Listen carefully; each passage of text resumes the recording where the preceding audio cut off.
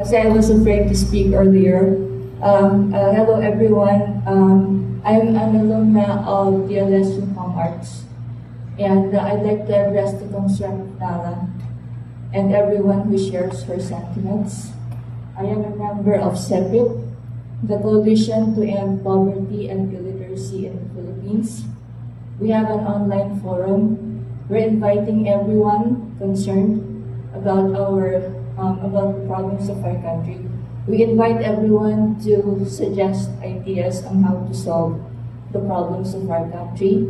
And also, this is an online forum to vent their frustrations. So lahat ng mga sama ng loob ninyo, kung gusto nyong ilagay dun sa website, feel free. Thank you. Thank you. Oh, there you go. I think the strength and... Sorry. And illiteracynow.com. That's the website. And illiteracynow.com.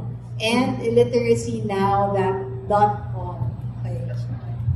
Yes, go ahead. That's the practical aspect of it.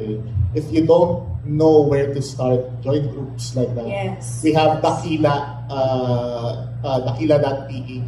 a group of filmmakers, creators, writers.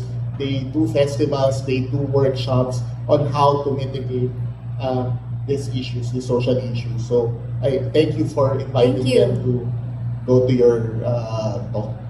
Okay. And I think, yes, that's about all the time